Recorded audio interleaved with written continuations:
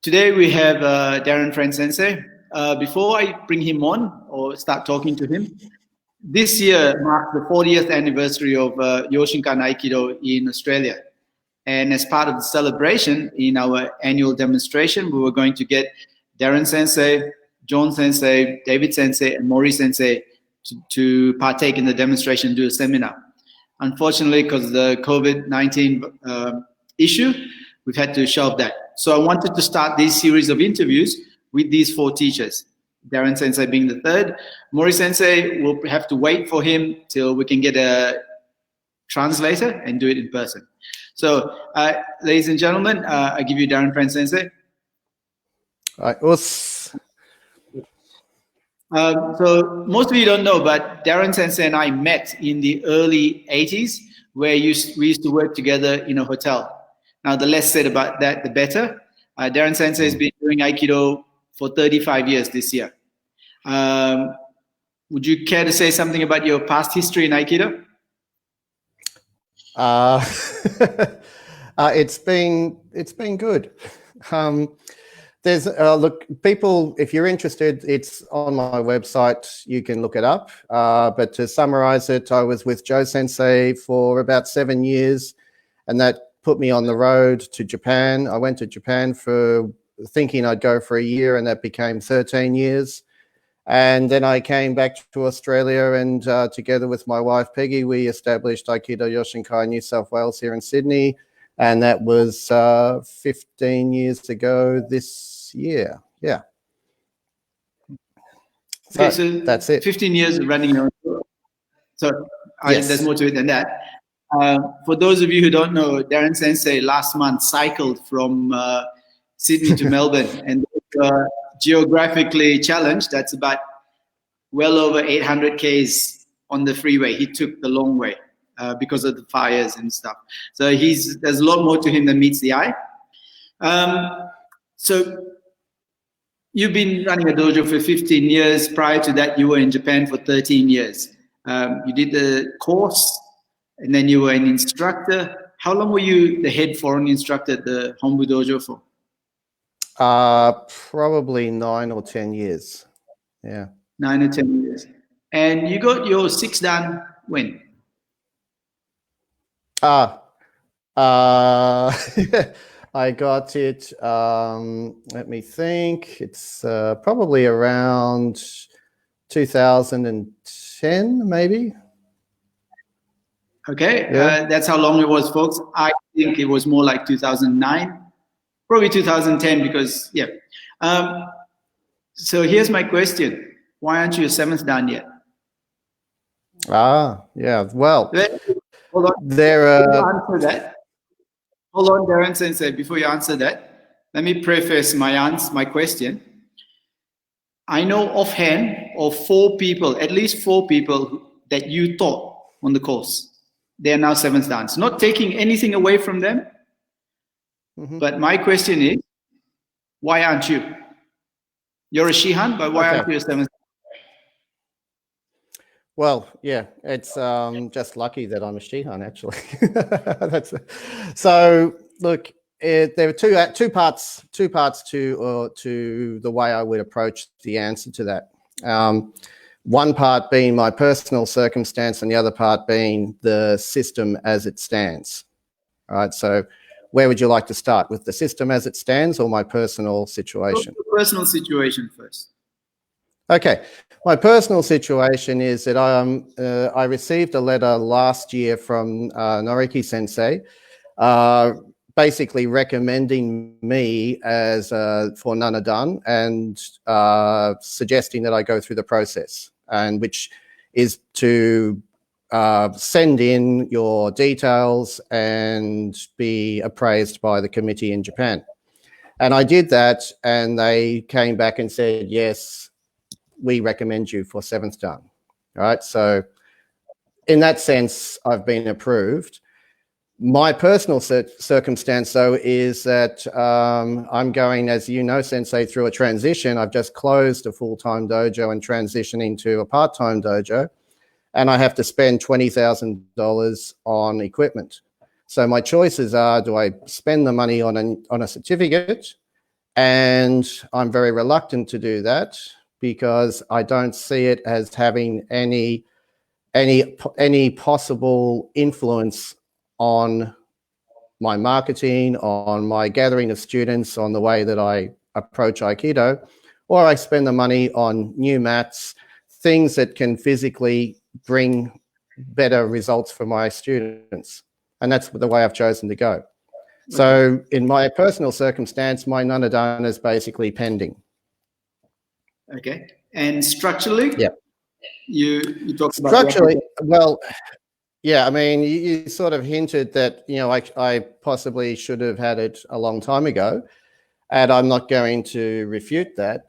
But I was brought up in a way that you don't, or in martial arts where you don't put your hand up and say, oh, hello, you know, it's my turn. I need this certificate, you know, blah, blah, blah. You wait and you're recognized, and it's given to you that way. Okay. And this way the system now works is that you basically self-nominate, I think would be the best way to describe it. And I could not bring myself to self-nominate. Okay, so let me just declare my biases here, right? I was in the Yoshinkan. I left in 2010. And I still feel a strong affinity to the Yoshinkan. And wherever I go, people ask me these questions. Hence, I'm asking them now. And they're very valid questions. And I'm using you as an example, right? There are many people overseas who are in a similar situation, and they've got no one to speak up for them. So, you know, the one thing I see is like structurally or organizationally, it's flawed. I wasn't going to mention names, but you mentioned Noriki Sensei. You taught him. How is he as done before you? Right? Yeah. So let me keep venting before you have a go. People in Europe are the same. Because you've got a sponsor or because you're willing to put up your hand and ask for a downgrade, the diehards like you and me will never do that. I asked Inoue Sensei in his last trip here before he died, I said, you know, what's the criteria to giving someone a high level or a title? First thing he said to me was, if they ask for it, don't give it to them. Now, all this self-application, is that going in the face of that? Oh, absolutely. Yeah, absolutely. I mean, yeah, the way I see it is that, and this is not a criticism necessarily of Noriki Sensei, it's just the state of the administration. I see it as just being lazy. If you're an organization and you don't know who your 5th, 6th, 7th dan people are, or you know even your 4th dan instructors, if you don't know who they are, what sort of organization are they? Is it? Right. So those people who are administering should know who at least the higher level people are, and should know when it's time to promote them or to recommend them or to push them to be promoted, right? Rather than waiting for them to say, oh yeah, I'm part of the organization. Hello, here I am down in Australia, been here 15 years. Remember me? I once taught you. What about this, the flouting of the time periods, not just in the Aikido that we do, but in lots of other things. Yeah. There's a flouting of timelines. Oh yeah. The timelines that were set in the old IYF was one thing. They were based on timelines of the Uchideshi or people like you who are full time. But people who are training 2 or 3 times a week use that as a guideline, and then now it's dropped. Yep. It's dropped even more. Yeah, yeah, probably. I said this to Chida Sensei once. I said, in the old days, we used to laugh at Aikikai downgrades, and now they laugh at us. Yeah, that's a sad situation. Look, when I was in the office in Japan, there was one that came across the desk for a 5th dan in Canada, right? And I'm looking at this guy, And it's literally like historically, he could have been me, right? But I was forced down at the time, right? And I'm processing this paperwork and I'm thinking, I'm here in the Honbu dojo 6 days a week and I'm still forced down. This dude, there's no way he's training more than twice a week under who I'm not going to say, right? And it's not comparable. So it basically, the whole thing is become inflated. And when I first started Yoshinkan Aikido, a 5th dan was a really high rank. You know, somebody you would look to and say, wow, you know. Now it's like, you know, 5th dan is the new Shodan. By the way, just a little point there. Darren Sensei was my uke when I did my 5th dan test in 93. Okay, yeah, so and what a test that was. not wanting to pick on the Yoshinkan, but maybe if I don't bring it out, then I'm doing it a disservice, because I still have a strong respect for the place and I don't want to see it fall. A lot of people might say I've forfeited my right to have a say, but you know, hey, my show, my rules. Yeah, your show, your rules, but also, I mean, if your friends won't tell you, like, who are you going to listen to? You know, like, you've got. It's not, you know. I'm still part of the Yoshinkan, and I'm like one of its strongest critics. Yeah. Years ago in Sydney, you and me had a chat with Takino Sensei, and I griped about a certain person. And then he said, what else would you like to see change? And you said that the Yoshinkan Honbu dojo was like a black hole of communications. You'd send emails, it's phone calls, never get anything returned. That's what people are saying to me when I travel overseas. You'd care to comment? Yep. They're still saying that, are they? They're still saying that, yes. Yeah. It's improved for me personally, but then I've got a direct contact with Noriki Sensei, so he probably feels obligated to return my emails, perhaps more than other people's. But I did a couple of years ago, I wrote an extensive report based on my experience in Japan and my experience running a dojo outside. I had it translated into Japanese, so it was easily passed across all the stakeholders in Japan. That was translated by one of my students who took it to his father, who was a very high-level businessman, so that the Keigo was correct. And not a word back. It literally went into a black hole, never to be seen or heard of again. Okay, how many years ago was that? At least 5, 6, I don't know. A few years back. I did that many a times in the 90s and in the 2000s. Same. Mm-hmm. Yeah. So let's sorry, go on. Yeah, go ahead. You go ahead. No, I was going to move on. But if you got anything else to add? Look, you know, it's partly to like, I mean, there's a cultural difference here too. That unless there's 100% agreement in the way to go forward, nothing is going to be said. So if it's something controversial and not everybody agrees, then it will just be sort of pushed aside and like, you know, hopefully, you know, it'll just go away is sort of my interpretation of the mindset a little bit. But I saw that done many, many times, and it's not something that we like to see, but it's a reality of the way society is and the way that people react in society in Japan. Well, I like your explanation, except it drives me to drink. Yeah, true. Okay, just to move on now, yeah? Look, I have an observation to make. I think that organizations and also the sport element of martial arts are put in there to popularize martial arts and to help it grow. both organization and the sport element. Yeah? But somehow or other, I feel they've taken over and to a large extent been the detriment of the art they meant to help flourish. Yep. Do you have any, I mean, you spent a long time in Japan. Do you have any observations, any comments about the necessity of organizations or?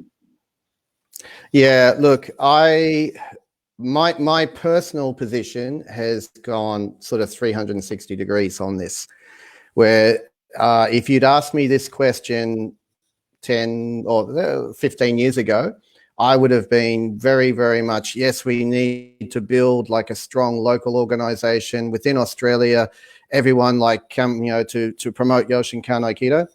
Now I'm very much, it's each individual instructor, and I will promote what I believe is to be the best, and you do your bit and other people do their bit, and it becomes sort of decentralized that way. Because when I've seen centralization of authority occur, and whether it be in government or in martial arts or sports, it just creates fractures and cliques and people who are in it for their own ego and their own, they've got their own agenda and not necessarily the benefit of all the individuals who are taking part in it.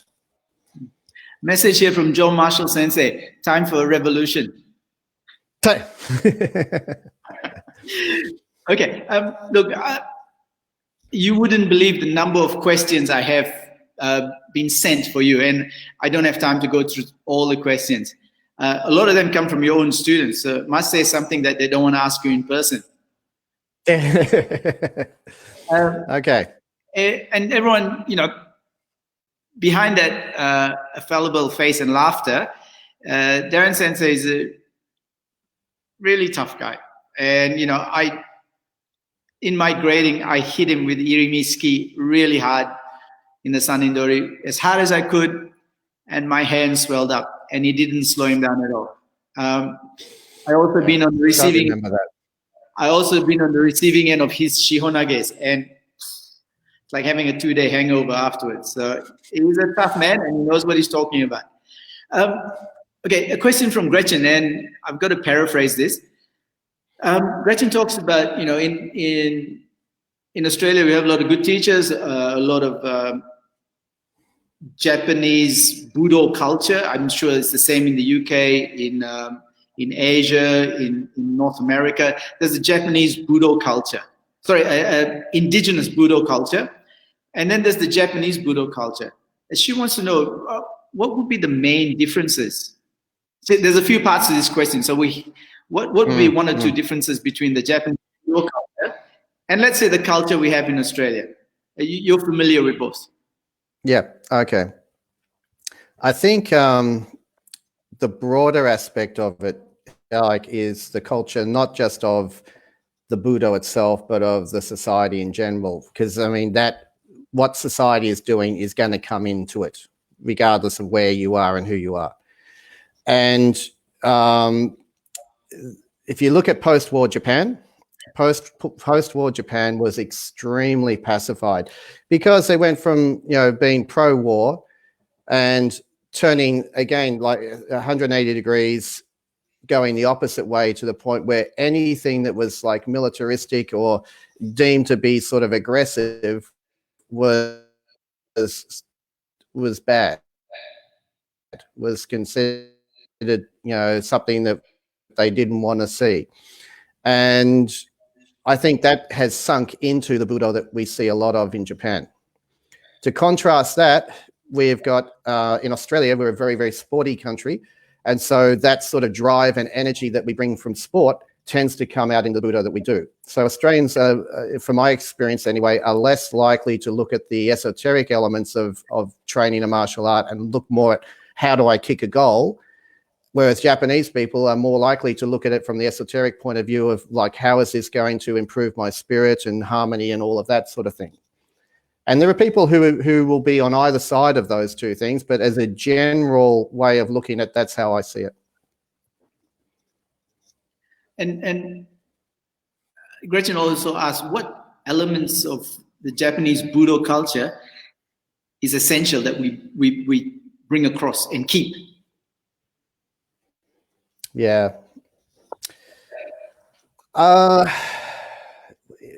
What elements are essential? I couldn't say, I can't fully give that a good answer at this stage. I'd have to go away and think about it. But what I would say is that the education system in Japan is not something that I see as being particularly good. So, you know, and that education system tends to put the instructor on a pedestal, and the instructor gives out the information to the students, and the students absorb that and don't ask any questions. And then, you know, they're expected to go away and come back and do an exam. We have a much more, you know, back and forth with our teachers in terms of higher education. And I'm not asking people to question me constantly on the mat, but I do like to interact with my students so that I can both perceive and understand where they are in terms of their understanding of what we're doing, and also get them to, you know, ask if they're unsure. That element is not really strong in Japanese in training in Japan. It's not really there. You just sort of take what you get. Yeah, I'm sort of ducking the question a little bit because I can't quite come up with a good answer, you know, off the top of my head for the other part. Gretchen. I think that the most important element would be the reiho. And for me, I don't just mean that in a way of bowing, but in a way of being. How you conduct yourself in the dojo, how you conduct yourself with your teachers, with your senpai, with your kohai, with your dohai. Sorry for, again, she who must be obeyed once translations. With your teachers, with your seniors, with your juniors, with people equal rank. And understanding that, and it's a way of being. We used to say that in the Western countries, people would put the money down and say, okay, teach me Aikido. Whereas in Japan, they put their money down. It was, may I enter the dojo? So it was a different attitude. And I think for me, if I can bring anything across, it would be that. Of course, there's a lot of things that I don't believe in. And like Darren Sensei says, you know, we use the word os. In Japan, now that is synonymous with bullying. But it's not in my dojo. And it's not in your dojo either, Darren Sensei. So we bring down what we can, and we keep and maybe even bastardize it to suit our ends. That's my 2 bucks. Can I add to that? That in all martial arts, or in all martial arts, but particularly in Aikido, you have your shite and your uke. You call them whatever you want to in whichever language art you're doing, but you have 2 practitioners.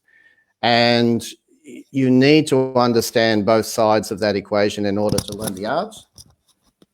And from that perspective, when you do join a dojo, you need to come into it and think about, how am I going to bring something to this? Like, how am I going to bring myself into this and be of use to this group?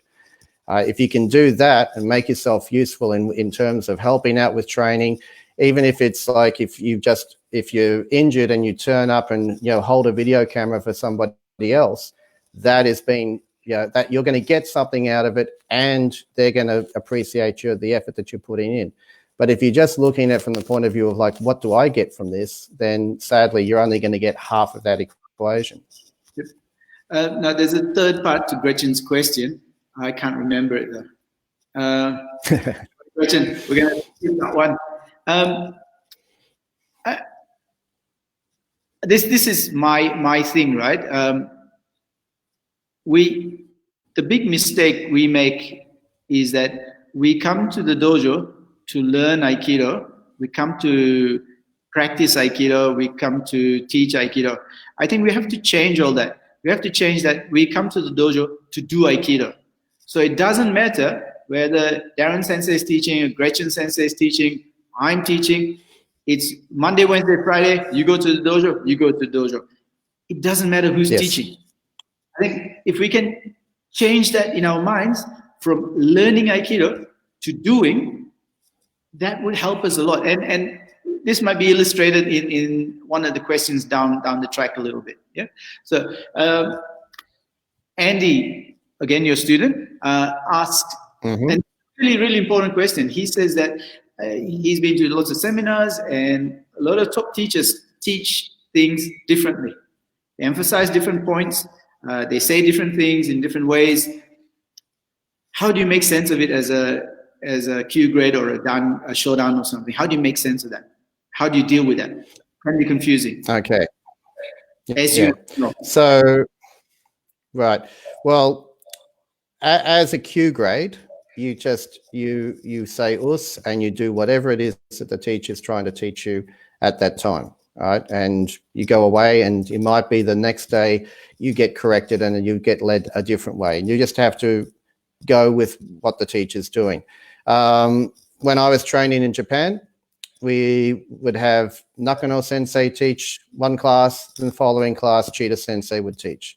Right, and they're not massive differences in the way that they're teaching the techniques, but the two men are quite different people, and they have slight nuances that are there to be seen. No one ever goes back and says, oh, Chida Sensei, Nakano Sensei taught it like this, or vice versa.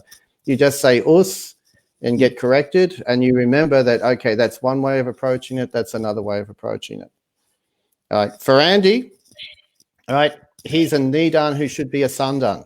All right, so I'm waiting for him to commit to his next grading when we get past all of this COVID-19 stuff. Andy, mic drop. Okay. Now, sorry, there's a few questions coming up on the feed here. I will try and answer that online. We just have so many questions, and I don't even get through all of them. So my apologies, everyone. Keep them coming through, and we will try and get to them. Maybe Darren Sensei or I will answer them, because we got nothing else to do we? That's true. Okay. Now, and this question from, again, your student, Junichi. He says that, how do you deal when you go into a slump? So you're training regularly and you don't see any improvement. You don't see where you're going or how far you come. How do you deal with that? Yeah. There's slump and there's plateau. All right. So I don't think I've had a slump, but I have had plateaus where you've reached a level and you just feel, well, I'm here. I'm sort of at this level, and things aren't going up as rapidly as they were in the past, and you miss that excitement of you can feel the changes that are occurring in your technique.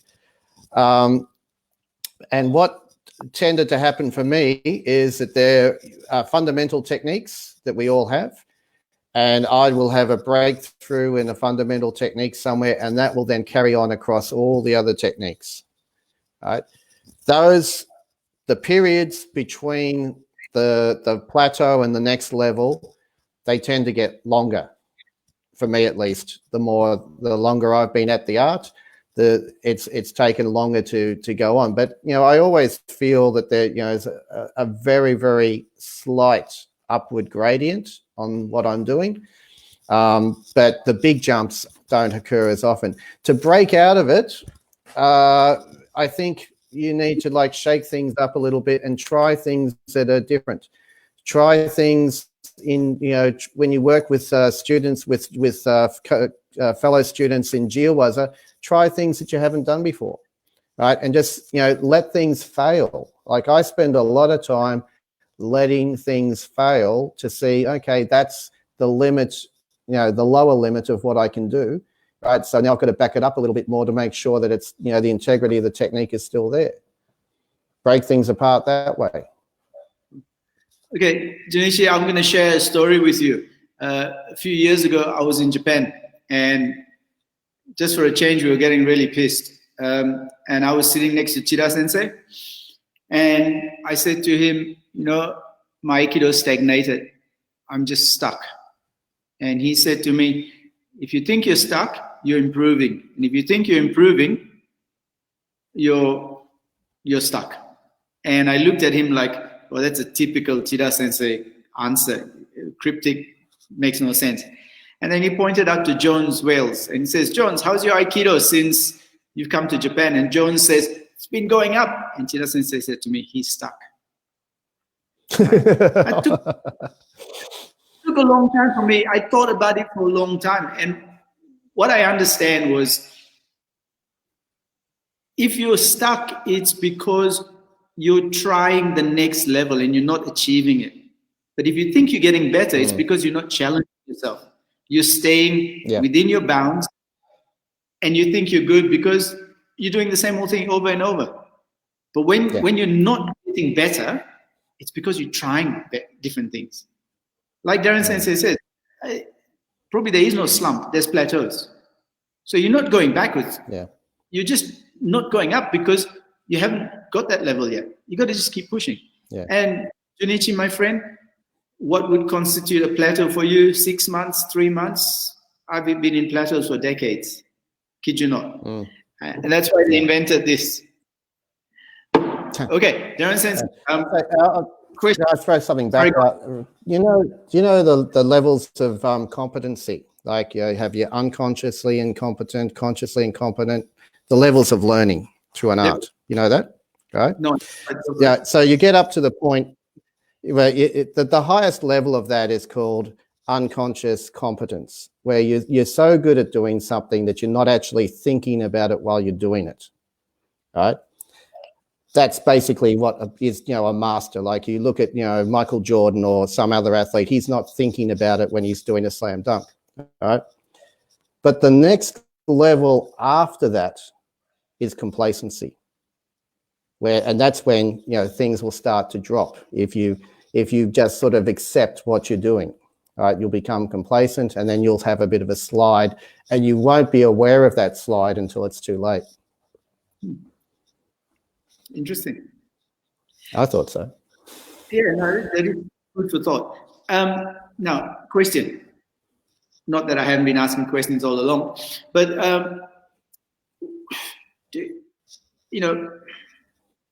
Aikido has become, a lot of Aikido schools have become where people stand there and they worry about whether their little finger should be here or here. Sorry, I'm sorry to react like that.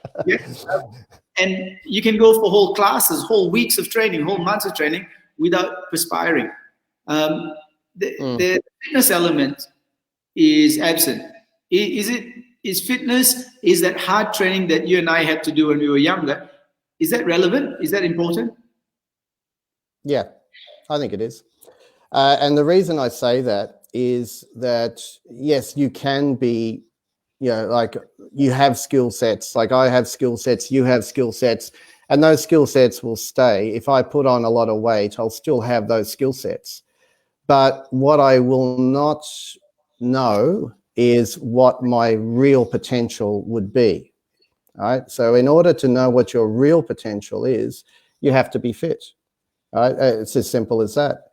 And part of the training when you're young, I started this not to get fit, but because it was a physical activity that I enjoyed. It was replacing rugby for me when I first met you. And to your credit, you put up with the rugby player for a long time who had no sense of backing off or the things that we do in Aikido, but eventually it got hammered into me.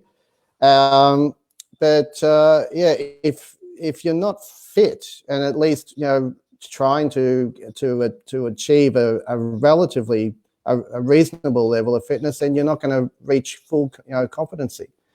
I've seen people who've come in to my dojo and they've come from other places and they can't do a kemi. Like they can't do a koho, a kemi, and I'm not, even if you have to use your hands to stand up, I'm quite okay with that. But I mean, I've seen people who could not stand up at all. What do you do? Okay. I wasn't going to ask you this, but I'm going to, because John Marshall Sensei kind of skirted around the question a couple of times. The Yoshinkan old versus the Yoshinkan now. the Honbu dojo? Mhm. As you know, I haven't been to Honbu dojo for a number of years, so it's a bit unfair of me to say so. But what to criticize it, what's happening now, because I don't really know what's happening now. But what I would say is that in the period that I was there, I noticed a change, and things became easier. Right, things were backed off. There are many reasons for that. Some of them are good, possibly, and some of them not so good. And I could go into a couple of them. And I will. One of them was money, right? So instead of, expelling people from a course because they can't keep up or do what is expected, or even basically, stick to the agenda, we would have to roll out the red carpet and assist them, to get over the line. All right. Now, as you know, in my course, I think there were 14 who started and there were only 4 who finished.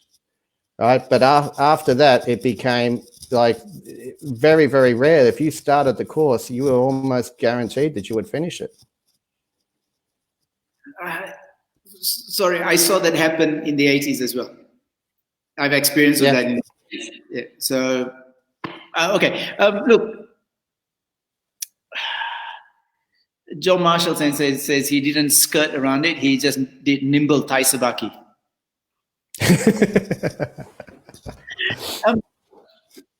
We're winding up. So, second last question. Is there something you'd like to offer people to practice, or something to remember, or any words during this strange times we live in? Okay. So I can give you a physical exercise if you want. It's not particularly difficult or complicated, and everybody should be doing it already anyway if they're practicing Yoshinkan Aikido. All right, and that physical exercise is simply to move into Kamae and pick. I've got I'll just move the camera. So this wall here is double brick. I got to unplug myself for a moment. Yep. So if you don't do it on gyp rock, or what North Americans call